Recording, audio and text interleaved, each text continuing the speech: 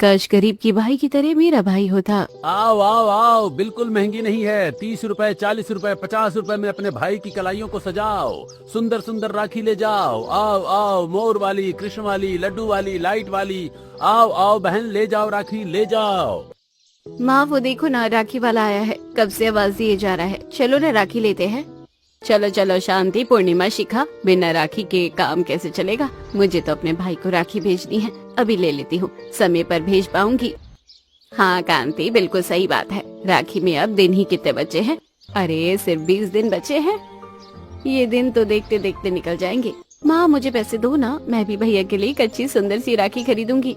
बेटी तेरा भाई 50 रुपए ही देकर गया है, 20 रुपए खुद लेकर गया है। अब इसी 50 रुपए में मुझे आज का खाना बनाना है। 20 के 2 प्याज आ जाएंगे, 10 का आटा आ जाएगा। अब ऐसे में तू राखी कैसे खरीदेगी? और तुझे कहाँ कहीं राखी भेजनी है? राखी के दिन पहले खरीद लेना राखी। अच्छा माँ ठीक है। आई बड़ी राखी खरीदने वाली। तुम लोग खरीदना इस ठेले वाले से राखी, मैं तो अपने भाई के लिए चांदी वाली राखी खरीदूंगी, बहुत सुंदर सी। बहन राखी की कीमत चांदी सोने से नहीं की जाती। राखी तो एक बहन अपने भाई को उसकी रक्षा के लिए बांधती है। रक्षा सूत्र से बना वो धागा भाई बहन के रिश्ते का महत्व दिखाता है। चांदी की राखी तो गिफ्ट के रूप में दी जा सकती है। अब 2 कौड़ी की लड़की मुझे सिखाएगी कि मैं अपने भाई को कौन सी राखी बांधूं, जो फिलहाल खुद अपने भाई के लिए एक राखी भी नहीं खरीद सकती है। मैं तो अपने भाई को चांदी की राखी ही बांधूंगी। मैं तो बस डिजाइन सोच रही हूँ कि अपने भाई के लिए कैसी राखी बनवाऊं, और देखना मेरा अमीर भाई तुम्हारे गरीब भाइयों से कई गुना ज्यादा अच्छा गिफ्ट देगा। इतना कहकर शिवा कच्छी इतराते हुए मोहल्ले के सबसे बड़े और सुंदर घर में चली जाती है, जहां डाइनिंग टेबल पर शिवा कच्छी के माता पिता और बिजनेसमैन अमीर भाई संजय बैठा होता है। भाई भाई तुझे याद है ना कि क्या आने वाला है? हाँ पता है, मेरे क्लाइंट का फोन आने वाला है, तो तुझे क्या करना है? उफ, अरे तेरे क्लाइंट का फोन नहीं रे बाबा। वो दिन कौन सा आने वाला है? कोई खास दिन आने वाला है ना? मुझे तेरा बर्थडे याद नहीं है। जिस दिन बर्थडे होगा उस दिन बता देना, मुझे परेशान मत कर, जा यहाँ से। संजय इस तरह क्यों बात करता है अपनी बहन से? तमीज से बात नहीं की जाती तुझसे? मैं क्यों तमीज से बात करूं किसी से? मुझे जिससे जैसे बात करनी होगी मैं वैसे ही बात करूंगा। और मेरा नाश्ता इसे ही करा दीजिएगा। मेरे ऑफिस जाने का वक्त हो गया है, मैं जा रहा हूँ। आज इसी की वजह से मैं नाश्ता भी नहीं कर पाया। इतना कहकर संजय अपना ऑफिस बैग लेकर घर से निकल जाता है। भगा दिया ना मेरे बेटे को, भूखा पड़ गई ना कलेजे में ठंडक। अरे वो 2 निवाला खा लेता, फिर उससे बात कर लेती। माँ तुम टिफिन बना दो, मैं उसके ऑफिस पहुँचा दूंगी। मैं तो बस उससे राखी की बात ही करने आई थी। मुझे क्या पता था कि मेरे बस इतना कहने से ही वो नाराज हो जाएगा। खैर छोड़ो, मुझे तो उसके उखड़ेपन की आदत सी हो गई। शिवा कच्छी अपनी माँ के साथ रसोई में आती है और संजय के लिए टिफिन पैक करती है, और थोड़ी देर बाद शिवा कच्छी टिफिन लेकर अपने घर से निकलती है। दूसरी तरफ मोहल्ले के छोटे से आधे कच्चे पक्के घर में नीतू अपनी माँ के साथ जमीन पर बैठी होती है। माँ हम इतने गरीब हैं, भैया को यहाँ वहाँ मजदूरी करनी पड़ती है। उसके बावजूद भैया हर साल राखी में मुझे बहुत अच्छे अच्छे गिफ्ट देते हैं। तुम्हें पता है कि क्या इस बार राखी में भैया मुझे क्या गिफ्ट देंगे? देख बेटी, तेरे पिताजी के जाने के बाद से तेरे भाई ने पढ़ाई छोड़ दी। जहाँ छोटी मोटी नौकरी मिली, मेहनत मजदूरी मिली, सर पर ईंटें ही क्यों ना उठानी पड़े, उसने सब किया। अब देख इस बार वो राखी के लिए कितने पैसे जुटा पाता है। जितने पैसे जुटाता है कुछ न कुछ जरूर ले आता है। पिछली बार उसने तुझे कपड़े दिए थे, उससे पिछली बार उसने मेहनत से साल भर पैसे जुटाए थे, तब तेरे लिए शादी में पहनने के लिए चांदी की 2 पायल खरीदी थी। मुझे नहीं पता इस बार राखी में तुझे क्या देगा। अगर मुझसे पूछता है तो मैं तो कहूंगी कि कुछ ऐसा दे दे जो तेरी शादी में भी काम आ जाएगा। राधिका नीतू बातें कर रहे होते हैं, तभी दोपहर का खाना खाने पसीने से लथपथ प्रतीक घर के दरवाजे पर पहुंचता है और अपनी माँ बहन की बातें सुनकर घर के अंदर आता है। माँ और छोटी तू चिंता मत कर, और मैंने राखी के लिए पैसे जोड़ना शुरू कर दिए हैं। तुझे अच्छा गिफ्ट दूंगा, और अगर तूने पहले से कुछ पसंद किया हो तो मुझे बता दे। नहीं भैया, आप अपनी पसंद से मुझे गिफ्ट दीजिएगा। मुझे पता है आपका दिया हुआ गिफ्ट बेस्ट ही होगा। ऐसे ही कुछ दिन बीतते हैं। राखी का त्योहार नजदीक आने लगता है। एक दिन राखियां, कपड़ों और कई तरह के सामान से सजी बाजार में नीतू और शिवा कच्छी की मुलाकात हो जाती है। मैं तो इस बाजार के इकलौते मॉल में अपने भाई के लिए शॉपिंग करने आई हूँ, पर तू यहाँ क्या कर रही है? मॉल तो दूर की बात है, इस बाजार से भी तू कुछ खरीदे, इतने तेरे बटुए में पैसे नहीं होंगे। ऐसी बात नहीं है, भैया रोज मुझे कुछ पैसे देते हैं। उन पैसे को जोड़कर मैं भी अपने भैया के लिए शर्ट लेने आई हूँ। आज ही देखा मैंने कि भैया की शर्ट बहुत ज्यादा फट गई है। शर्ट? वो भी इस बाजार से। तुझे पता भी है इस बाजार में प्रीमियम क्वालिटी की अच्छी शर्टें बिकती है। ये कोई मंगल बाजार नहीं है जो तू अपने गरीब फटीचर भिखारी भाई के लिए शर्ट खरीदने मुंह उठाकर यहाँ चली आई है। तू बार बार मेरे भाई की बेइज्जती क्यों करती है? मेरा भाई गरीब है लेकिन मेहनत की रोटी खाता है। और माना तेरा भाई महंगे कपड़े पहनता है तो इसका मतलब ये नहीं कि मेरा भाई महंगे कपड़े पहन नहीं सकता। मेरा भाई भी मेहनत करता है और मेहनत करके महंगे कपड़े भी पहन सकता है। बेटी तू क्या इन गरीबों के मुंह लग रही है? तेरे भाई की तुलना इस गरीब के भाई से थोड़ी हो सकती है। हाँ माँ चलो, यहाँ खड़े होकर अपना समय क्यों खराब करना। भैया जरा मुझे एम साइज की एक शर्ट दिखाना, कितने की है? हाँ बहन देखो ये शर्ट 1500 रुपए की है। भैया 1500? 500 के अंदर की कोई बढ़िया सी शर्ट दिखाओ ना, जो मुलायम हो और पहनने में आरामदायक हो। अरे बहन 500 की शर्ट आरामदायक? देखो शर्ट तो है, दिखा देता हूँ। अब आरामदायक का मुझे पता नहीं। अब आया ऊंट पहाड़ के नीचे। क्यों शर्ट का दाम सुनते ही पांव तले जमीन खिसक गई? मेरी बात सुन, तू राखी की तरह अपने भाई के लिए शर्ट भी किसी ठेले वाले से 200 रुपए में ले ले, वही तेरे भाई के लिए मुलायम भी होगी। अगर ज्यादा महंगी शर्ट ले ली तो पता चलेगा तेरा भाई पहन ही नहीं रहा, उसे फ्रेम करवा कर रख लिया। या फिर किसी रिमोट की तरह प्लास्टिक में बांध कर तेरी शादी में अपने जीजा जी को देने के लिए रख देगा कि चलो बहन की शादी में काम आ जाएगी। बेटी तू ऐसा कर, 500 में 2 शर्ट ले ले। 2 शर्ट रहेगी तो तेरा भाई रोज रोज एक एक करके पहन लेगा। शिवा कच्छी की बातें सुनकर वो नीतू और राधिका आगे बढ़ जाती हैं और दूसरी दुकान पर जाकर शर्ट लेती हैं। बहन 250 वाली 2 शर्ट देना, दोनों एम साइज की हों। नीतू 500 रुपए देकर 2 शर्ट ले लेती है और राधिका के साथ घर की तरफ चली जाती है। कुछ दिन बीतते हैं। एक दिन शिवा कच्छी रसोई में मूंग दाल का हलवा बना रही होती है। अरे आज तू मूंग दाल का हलवा किस लिए बना रही है? भैया के लिए बना रही हूँ। भैया आएंगे ना तब भैया को खिलाऊंगी। क्या पता खुश होकर इस बार वो मुझे राखी में कुछ गिफ्ट दे दे। माँ मेरा नाश्ता दो ना, कहाँ है मेरा नाश्ता, जल्दी लाओ। माँ भैया आ गए हैं, तुम बाकी नाश्ता तैयार करो, मैं ये हलवा भैया को परोसती हूँ। शिवा कच्छी मूंग दाल का हलवा कटोरियों में निकालकर डाइनिंग टेबल पर लाती है और सभी के सामने परोसती है।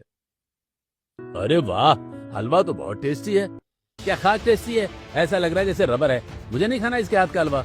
संजय हलवे का कटोरा उठाकर दूर फेंक देता है। संजय ये क्या बदतमीजी है, तू खाना कब से फेंकने लगा? माना तुझे अपनी बहन से चिढ़ है, इसका मतलब ये नहीं कि तू उसके हाथ का बना खाना फेंकने लगे। माँ मैंने कितनी बार कहा है इसे मेरी बहन मत कहा करो। नहीं मानता मैं इसे अपनी बहन, ये मेरी बहन नहीं है। और खबरदार जो कभी मुझे इसके हाथ का कुछ खिलाया तो। संजय पानी पीता है और घर से बाहर निकल जाता है। दूसरी तरफ गरीब घर में प्रतीक और राधिका खाना खा रहे होते हैं। पास ही मिट्टी के चूल्हे पर नीतू रोटियां बना रही होती है, जिनमें से कुछ रोटियां तवे पर जल जाती हैं। नीतू तू पागल हो गई है क्या? तुझे पता है ना तेरा भाई रोज कितना काम करता है, ऐसे में तू रोटियां कैसे जला सकती है? अरे हम जली रोटियां कैसे खाएंगे? अरे माँ क्यों नीतू को परेशान करती हो? ला बहन 2 रोटी, मुझे बहुत जोर की भूख लगी है।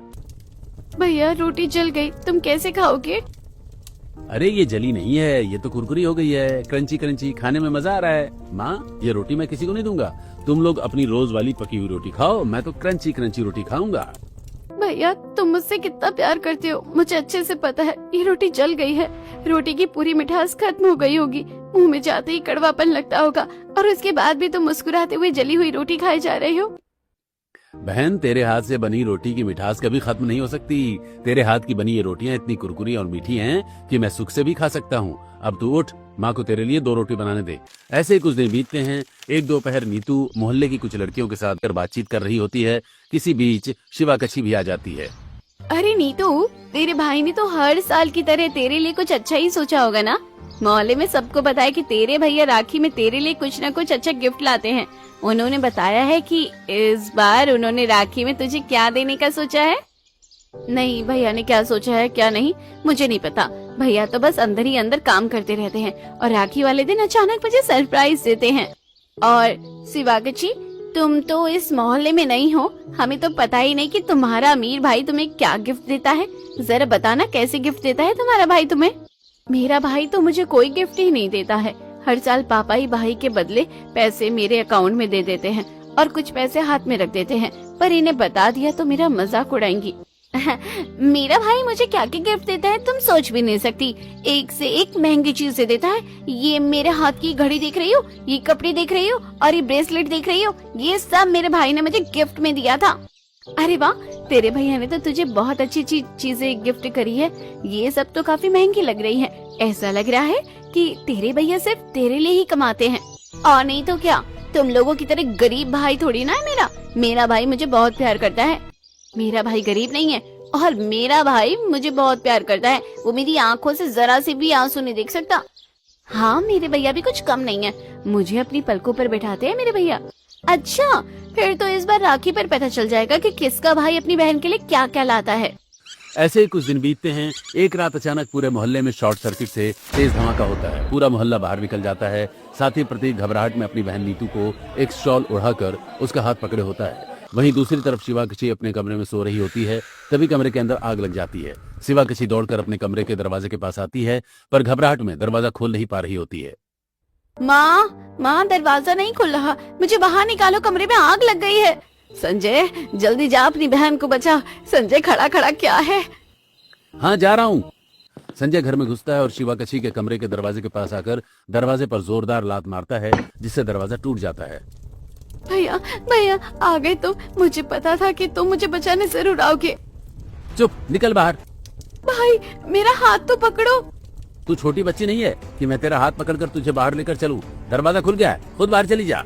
शिवाकशी मुंह लटकाकर अकेले कमरे से बाहर निकलकर मोहल्ले में आती है। पीछे पीछे मुंह बनाए संजय भी बाहर आता है और फायर ब्रिगेड की टीम कमरे की आग बुझाने में जुट जाती है। तभी शिवाकशी की नजर अपनी बहन का ख्याल रखते हुए प्रतीक पर पड़ती है। बहन, डर मत, मैं हूं ना, कुछ नहीं हुआ। बस शॉर्ट सर्किट की वजह से छोटा सा धमाका हुआ और कुछ नहीं, सब ठीक है। तू घबरा मत, तेरा भाई है तेरे साथ। इस गरीब के साथ तो कोई हादसा भी नहीं हुआ, फिर भी इसका गरीब भाई इसका हाथ पकड़े हुए है। और मेरा भाई, मैं आग लगे कमरे में फंस गई थी, फिर भी मेरे भाई को मुझे बचाने के लिए मेरी माँ को कहना पड़ा, और किसी एहसान की तरह कमरे का दरवाजा खोलकर मेरे भाई ने मुझे वहीं छोड़ दिया। एक बार भी नहीं पूछा कि बहन तो ठीक है। आखिर कमरे में फंसने का नाटक मैंने अपने भाई का प्यार पाने के लिए ही तो किया था।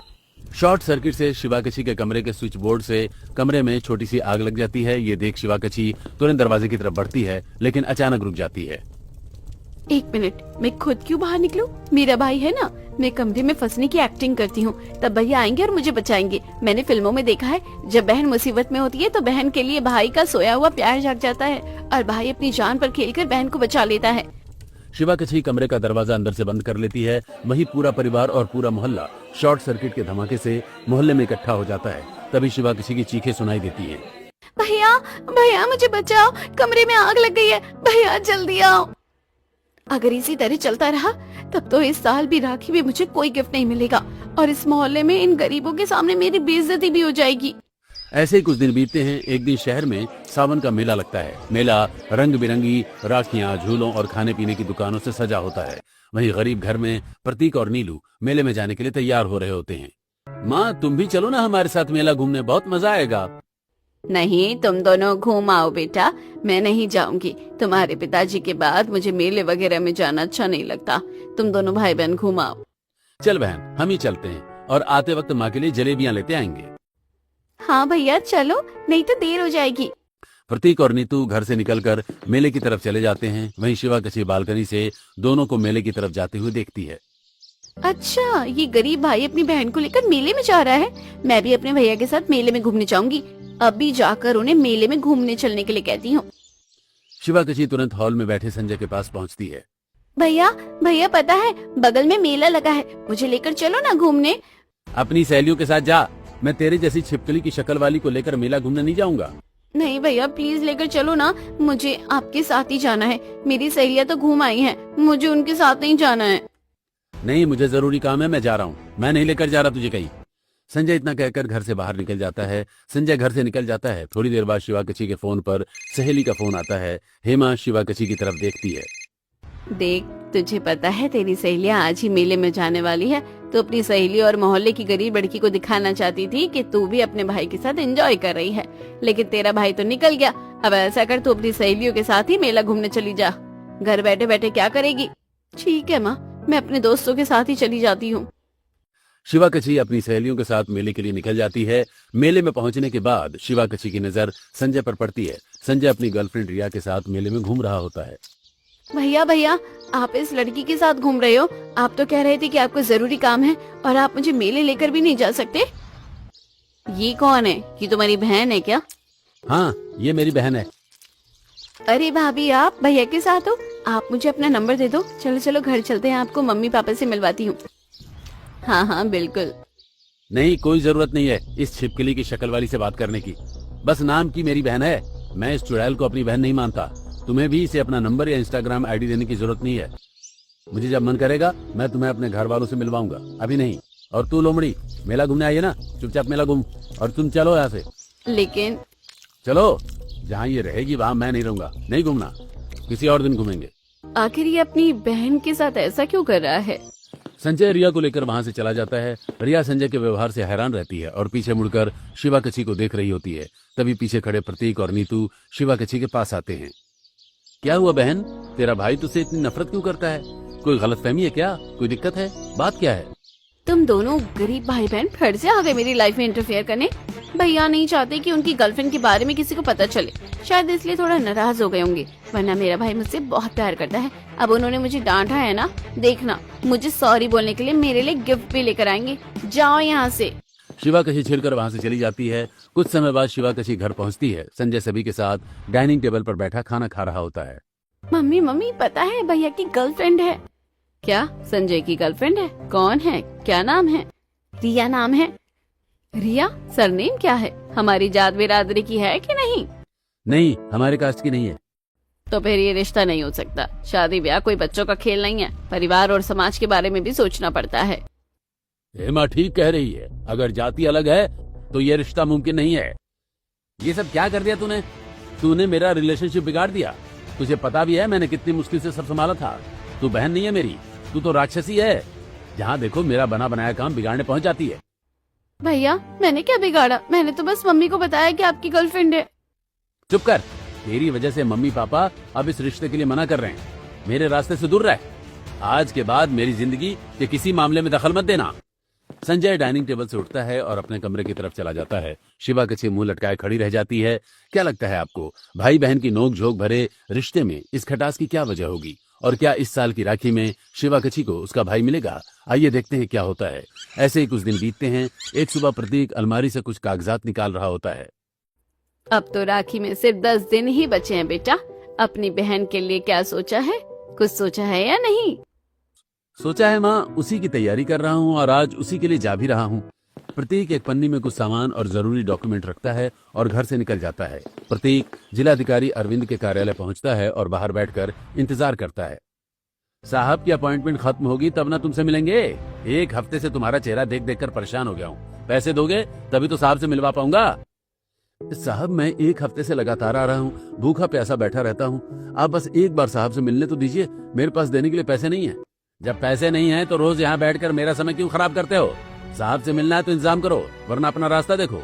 साहब मेरी मजबूरी समझिए, मुझे किसी भी तरह अरविंद साहब से मिलना है। राखी नजदीक आती जा रही है और मेरे पास ज्यादा वक्त नहीं है। अरविंद अपनी गाड़ी में बैठकर कार्यालय से बाहर निकलते हैं। प्रतीक तुरंत गाड़ी के पीछे दौड़ता है। साहब साहब सुन लीजिए ना साहब साहब। अरविंद की गाड़ी आगे निकल जाती है। प्रतीक कुछ दूर तक गाड़ी के पीछे दौड़ता है और फिर रुक जाता है। आज भी साहब से नहीं मिल पाया। आखिर कब मैं साहब से मिल पाऊंगा? राखी भी नजदीक आती जा रही है। प्रतीक सुबह 10 बजे से शाम 4 बजे तक अधिकारी के कार्यालय के बाहर इंतजार करता है। शाम 4 बजे प्रतीक सीधे अपने काम पर पहुंचता है। क्यों 4 बजे काम पर आए हो? क्या बात है? मालिक मैं 4 बजे से अगले दिन सुबह तक काम करूंगा। मुझे काम करने दीजिए, मैं ओवर टाइम करूंगा। तो अकेला काम करेगा?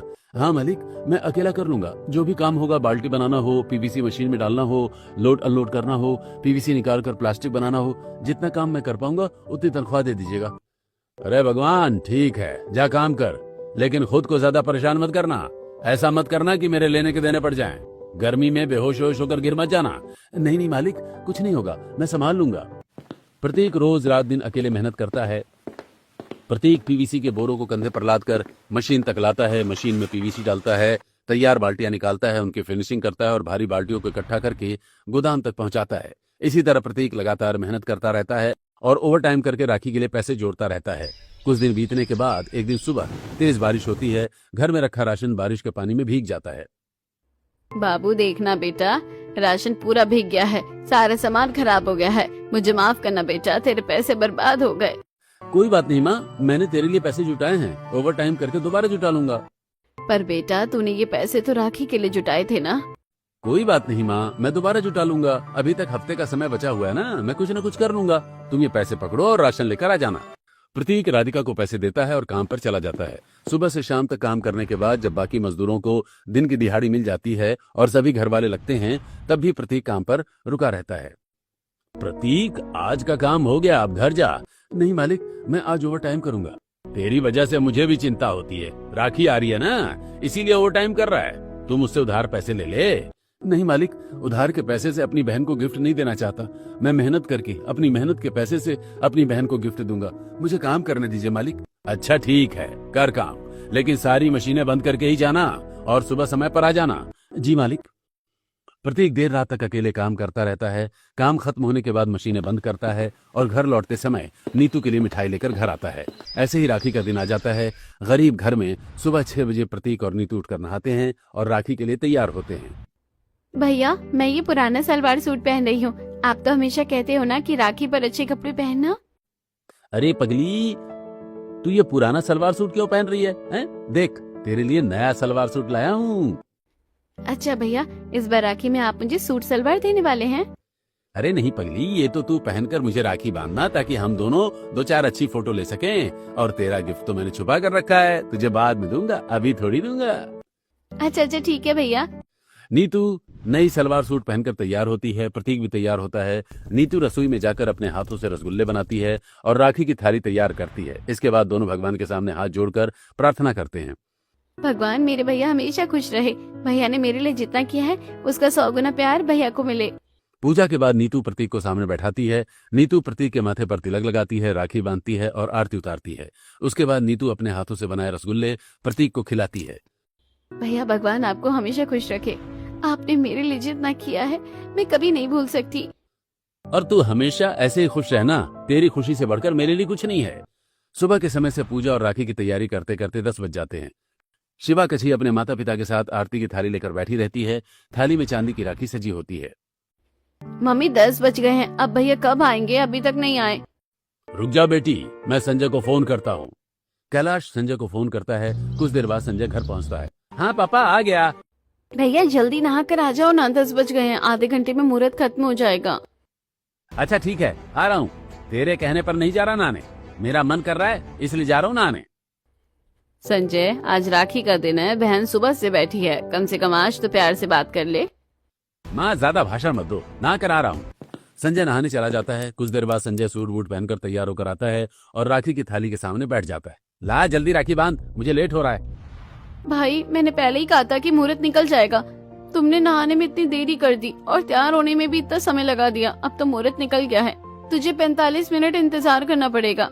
45 मिनट? मैं 1 मिनट इंतजार नहीं करूंगा, मैं जा रहा हूँ। नहीं नहीं भाई, रुक जाओ, अभी राखी बांधना शुभ नहीं होता, 45 मिनट बाद ही शुभ समय होगा। संजय, आज के दिन थोड़ा धैर्य रख, बहन पूरे साल इस दिन का इंतजार करती है। बेटा, आज बहन की खुशी के लिए 45 मिनट रुक जाएगा तो क्या बिगड़ जाएगा? राखी का त्योहार बार बार नहीं आता। संजय, काम जरूरी है लेकिन परिवार के लिए भी समय निकालना पड़ता है। आज बहन के लिए रुक जा। अच्छा ठीक है, रुक जाता हूँ, लेकिन ज्यादा देर नहीं बैठूंगा। संजय को मिस्टर मल्होत्रा का फोन आता है। देखिए, अगर आप नहीं आ सकते तो मुझे साफ साफ मना कर दीजिए, मैं डील कैंसिल कर देता हूँ। नहीं सर, डील कैंसिल करने की जरूरत नहीं है, मैं आता हूँ। संजय फोन रखता है। तभी शुभ समय लगता है और शिव कच्छी तुरंत राखी की थाली उठाती है। भैया, हाथ आगे बढ़ाओ। हटा, नहीं बंधवानी तेरी राखी। तेरी राखी बंधवाने के चक्कर में मेरा क्लाइंट चला जाएगा। संजय गुस्से में उठता है। संजय के हाथ से राखी की थाली टकराकर नीचे गिर जाती है। थाली के साथ चांदी की राखी भी जमीन पर गिर जाती है। संजय थाली के ऊपर से पैर रखते हुए बाहर निकल जाता है। भाई भाई रुक जाओ, राखी बंधवा कर जाओ। भाई ऐसे मत जाओ, भाई रुक जाओ ना। शिवा कच्छी दरवाजे तक दौड़ती है लेकिन संजय गाड़ी में बैठकर वहां से निकल जाता है। शिवा कच्छी वापस आती है और जमीन पर पड़ी राखी को उठाती है। आंखों से आंसू निकलने लगते हैं। नीतू अपने भाई प्रतीक के साथ अमीर घर पहुंचती है। नीतू की नजर शिवा कच्छी के हाथ में पकड़ी चांदी की राखी और जमीन पर बिखरी थाली पर पड़ती है। बहन, क्या हुआ? तुम रो क्यों रही हो? तुमसे मतलब? बेटा, दरअसल संजय को जरूरी काम था और राखी बांधने में देरी हो रही थी, इसलिए गुस्से में चला गया। पता नहीं अब कब वापस आएगा। बहन, तुमने तो कुछ खाया भी नहीं होगा। ऐसा करो, तुम मुझे राखी बांध दो, मुझे अपना भाई समझकर कुछ खा लो। संजय बिजनेस मीटिंग के लिए गया है, सुबह गया है, रात को आ जाएगा, क्या पता आ भी पाया नहीं। भाई, आप उससे राखी बंधवाओगे? मैंने तो आपकी और आपकी बहन की बहुत बेइज्जती की थी। वो सब बातें पुरानी हैं। आज राखी है, आज भाई बहन का रिश्ता है। मैं तुम्हें बहन मानता हूँ, तुम मुझे भाई मानकर राखी बांध लो और कुछ खा लो। भूखे रहने की जरूरत नहीं है। संजय आए तो शाम को संजय को भी राखी बांध देना। लेकिन मेरे पास तो यही चांदी की राखी है। अरे अरे बहन, ये क्या कह रही हो? ये राखी तो तुमने अपने भाई के लिए खरीदी है ना। तुम मुझे धागे वाली राखी बांधो। नहीं भाई, मेरा वो भाई नहीं है, तुम ही मेरे भाई हो। मैं तुम्हें यही चांदी की राखी बांधूंगी। संजय आएगा तो उसे दूसरी राखी बांधूंगी। नहीं बहन, राखी धागों का रिश्ता है, पैसों का नहीं। तुम मुझे धागे वाली राखी बांधो। रिश्तों की असली कीमत चीजों की कीमत से नहीं होती, धागों से ही रिश्ते बनते हैं और प्यार से वो रिश्ता अटूट बनता है। शिवा कछी चांदी की राखी एक तरफ रख देती है और राखियों की थाली से साधारण धागे वाली राखी उठाती है। आज तक मैं कभी चांदी की, कभी सोने की और कभी ब्रेसलेट वाली राखी अपने भाई के लिए खरीदती रही, लेकिन आज इस साधारण धागे की राखी ने मुझे मेरा असली भाई दिखा दिया। शिवा कछी प्रतीक की कलाई पर धागे वाली राखी बांधती है और तिलक लगाती है। देख बहन, उस दिन भी मैंने तुमसे पूछा था कि तुम्हारा भाई तुमसे इतनी नफरत क्यों करता है। तुमने मुझे कारण नहीं बताया था। आखिर ऐसी क्या बात है कि तुम्हारा भाई तुम्हें अपनी बहन तक नहीं मानता? देखो बेटा, कोई खास कारण नहीं है। दरअसल शिवानी को हमने गोद लिया है। ये बात संजय को बचपन से ही पता चल गई थी। तब से संजय शिवानी को अपनी बहन मानने को तैयार नहीं है, जबकि हम शिवानी को अपनी बेटी से बढ़कर मानते हैं। शिवानी के घर में आने के बाद हमें बेटे का सुख मिला, वरना पंडित जी ने साफ कहा था कि हमारे भाग्य में बेटे का सुख नहीं है। पंडित जी ने ये भी कहा था कि शिवानी के नसीब में भाई का रिश्ता लिखा है, इसलिए परिवार में बेटा आ गया है। लेकिन पंडित जी ने ये भी कह दिया था कि संजय कभी शिवानी को स्वीकार नहीं करेगा, और संजय ने आज तक शिवानी को अपनी बहन नहीं माना है। बहन, अब तुम चिंता मत करो, मैं तुम्हारा भाई हूँ। तुम मुझे अपना भाई मानो, मैं तुम्हें अपनी बहन मानता हूँ। फिलहाल मेरे पास तुम्हें गिफ्ट देने के लिए कुछ नहीं है। मैंने तो सारे पैसे नीतू के गिफ्ट में लगा दिए। अब नीतू से लेकर वो तुम्हें तो नहीं दे सकता। राखी का ये कर्ज फिलहाल मेरे ऊपर ही रहने दो। मेरे गले की ये सीकर रख लो। भैया, मेरे लिए यही सबसे बड़ा तोहफा है कि मुझे एक भाई मिल गया जो मुझे अपनी बहन मानता है। मुझे किसी गिफ्ट की जरूरत नहीं है, बल्कि देखा जाए तो मैं कर्जदार हूँ। मैंने आपकी और नीतू की कितनी बेइज्जती की, गरीब होने का ताना मारा। आज समझ आ गया है कि रिश्तों की कीमत पैसों से नहीं होती। शिवा कछी रोते हुए प्रतीक से गले लग जाती है। नीतू भी दोनों को देखकर रोने लगती है। हेमा की आंखों में भी आंसू आ जाते हैं। तीनों भाई बहन एक दूसरे को गले लगाते हैं। आज मुझे एक और बेटा और बेटी मिल गए हैं। माँ, अब शिवा कछी सिर्फ पड़ोसन नहीं, मेरी बहन है। अब हर साल मैं अपनी बहन से राखी बनवाऊंगा और हर साल दोगुनी मेहनत करूंगा। दो बहनों का राखी में जो खुश करना होगा। भैया, मम्मी पापा, आज से मेरे दो भाई हैं। एक वो जिसने मुझे कभी बहन नहीं माना, और एक वो जिसने मुझे रिश्ते से नहीं दिल से बहन माना है। संजय भले ही शिवकछी का सगा भाई होकर भी शिवकछी को अपना नहीं बना पाया, लेकिन प्रतीक ने एक साधारण धागे की राखी से शिवकछी को बहन का वो सम्मान दिया जिसकी शिवकछी को हमेशा तलाश रही। राखी के उस धागे ने दो अजनबियों को भाई बहन बना दिया और शिवकछी के दिल में बस एक ही बात रह गई, काश मेरा भाई भी उस गरीब भाई की तरह होता। आपको क्या लगता है, संजय शिवाकछी को कभी अपनी बहन का दर्जा दे पाएगा? कमेंट करके जरूर बताइए। हमारे साथ जुड़े रहने के लिए लाइक एंड सब्सक्राइब जरूर करें।